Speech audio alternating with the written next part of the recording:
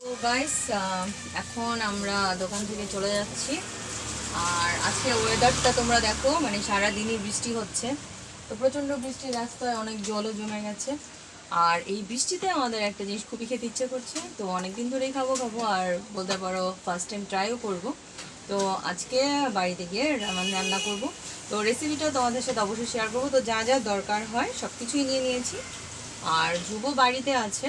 তো চলো এখন তাড়াতাড়ি চলে যাবো, তাও প্রায় 11টা বেজে গেছে। তো গাইস, আমাদের রামেন বানানোর জন্য যা যা লাগবে সেগুলো হচ্ছে তোমার সবজি। তো এখানে যে কোনো সবজি নিতে পারো, ফুলকপি, ব্রকলি অথবা যে কোনো একটা শাকও নিতে পারো। তো আমরা নিয়েছি তোমার এখানে বরবটি নিয়েছি, আর নিয়েছি গাজর। আর এইদিকে তোমার আমি নিয়েছি স্ন্যাক ট্যাক নুডলসটা। আর হচ্ছে তোমার এখানে ডিম আছে। আর এখানে কিছু নিয়েছি তোমার বোনলেস চিকেন। তো এই চিকেনটার আমি এখন স্টু করব। এখানটায় হচ্ছে আমি একটা পেঁয়াজ নিয়েছি, আর এখানে 2 কোয়া রসুন, আর একটুখানি আদা নিয়েছি। এটা হচ্ছে চিকেন স্টুর জন্য। আর বাদবাকি আমার মানে ফাইনাল করতে যেটা লাগবে, 2টো পেঁয়াজ নিয়েছি, 4 কোয়া রসুন নিয়েছি, একটু আদা নিয়েছি, আর 4 থেকে 5টা লঙ্কা নিয়েছি। তো ফ্রেন্ডস, ঘরোয়া উপকরণ দিয়ে কীভাবে রেমনটা তৈরি করা হয় সেটা আজকে তোমাদের আমি বলবো, তোমরা সবই জানতে পারবে। আর রেমন কিন্তু একটা ইটালিয়ান ফুড। তো এটা কীভাবে ইন্ডিয়ান ফুডে আমি পরিণত করব সেটাই তোমার সবজি প্লাস এই দেখো এরকম সাইজের আমি 4 পিস চিকেন নিয়েছি। তো এগুলো আমি সব সেদ্ধ বসিয়ে দিয়েছি। আর এখন আমি একটু নুন দেব।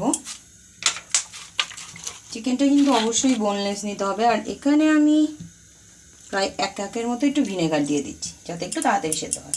এটা না দিলেও কোনো প্রবলেম নেই। তো এখানে আমি ডিম নিয়েছি, তো ডিম ভালো মতো বয়েল করে তারপর আমি 2 টুকরো করে কেটে নেব। তো এখানে আমি সয়াবিন নিয়েছি। তো অ্যাকচুয়ালি মাশরুম দিতে হয়, তো আজকে বৃষ্টির জন্য মাশরুম পাইনি, সো যার কারণে এখানে আমি সয়াবিন নিয়েছি। আর সয়াবিনটা একটু জলে ভিজিয়ে আমি একটু ছোট টুকরো করে নিয়েছি। তো এটাও আমি তেলে ফ্রাই করব। আর এখানে দেখো আমি যে চিকেনটাকে সেদ্ধ করে নিয়েছিলাম সেটা এখন আমি এটাকে ফ্রাই করে নেব। তো দেখো চিকেনের খুব সুন্দর একটা কালার চলে এসছে, মানে বলতে পারো ভাজা হয়েই গেছে। তো আমি জাস্ট একটু পরেই আমি উঠিয়ে নেব। আর এরপরে আমি সয়াবিনটাকে ফ্রাই করে নেব। ফ্রাই না করলেও হয়, তবু আমি একটু করে নেব। এখানে তোমার সয়াবিন প্লাস চিকেন ভাজা হয়ে গেছে। তো এখন ফাইনাল যে রেসিপিটা হয় মানে সেটা স্টার্ট করব। আর এখানে আমি পেঁয়াজ, আদা, রসুন আর লঙ্কা নিয়েছি। তো লঙ্কাটা ঝাল বুঝুন, এটা আমি একটু স্পাইসি করবো, তার জন্য একটু ঝাল বেশি নিয়েছি। আর এই মানে বৃষ্টির দিনে মনে হচ্ছে এই রেসিপিটা একদম পারফেক্ট। তো তারপরে তোমাদের টেস্ট অনুযায়ী তোমরা নেবে, একটু হালকা ফ্রাই করবেন। আজকে মিডিয়ামে দিয়ে আমার প্রায় ভাজা হয়ে গেছে। আর এখন আমি একটু লাইট সয়া সস দিচ্ছি, এটা 2 কাপ দিচ্ছি।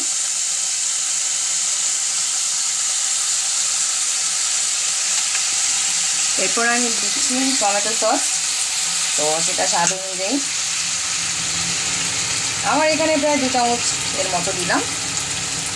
আর সাথে আমি এখন অ্যাড করছি চিলি ফ্লেক্স। হবে না একটু ঝাল দেবো? ঝাল তো বেশি খাই, তো এটাও তোমরা তোমাদের পরিমাণ মতো দেবে। আর এখন আমি একটু নুনও অ্যাড করে দিচ্ছি। তো নুনটা পরিমাণ মতোই দিতে হবে, আপাতত দিচ্ছি, পরে লাগবে আবার দেবো। এখন আমি 1 চামচ মতো দিচ্ছি। এখন এটা একটু ভালো মতো ভেজে নেব।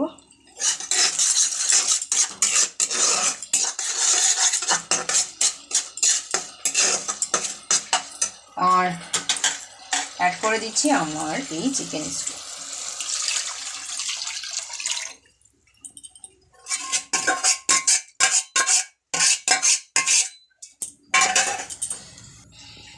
তো আমার চিকেন স্টুর পরিমাণটা একটু কম, তো যদি আমার প্রয়োজন হয় তাহলে এতে আমি একটু জল অ্যাড করব।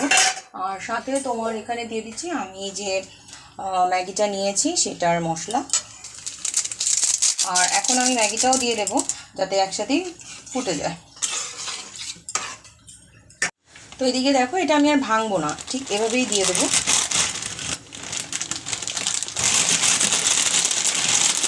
তো এখানে আমি 4টে দিয়ে দিচ্ছি। জল লাগবে আমার মনে হচ্ছে।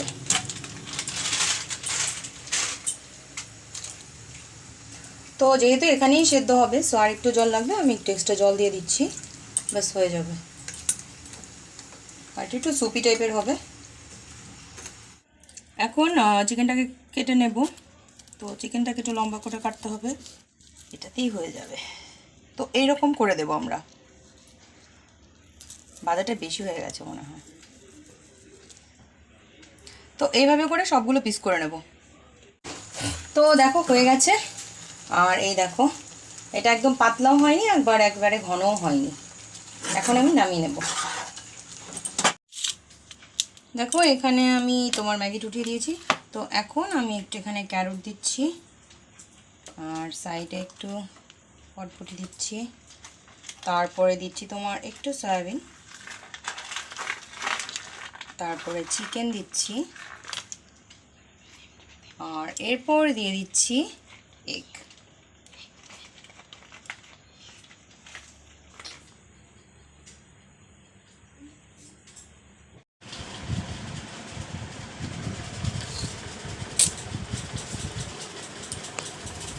খেতে জাস্ট দারুণ হয়েছে, মানে নিজে বানিয়েছি বলে বলছি না, খুব ভালো হয়েছে। তো এটাই হচ্ছে আমাদের আজকে রাতের ডিনার। তো তোমরা চাইলে এরকম করে বানিয়ে ডিনার করতে পারো। হ্যাঁ, তো অবশ্যই ব্লগটি কেমন লেগেছে, রেসিপিটি কেমন লেগেছে আমাকে জানাবে, আর অবশ্যই আমার ভিডিওতে লাইক কমেন্ট শেয়ার করবে, যাতে আরও নতুন নতুন রেসিপি তোমাদের সাথে নিয়ে আসতে পারি। তো ওকে, আজকের মতো বাই বাই। এখন আমরা ডিনার করছি। Good night.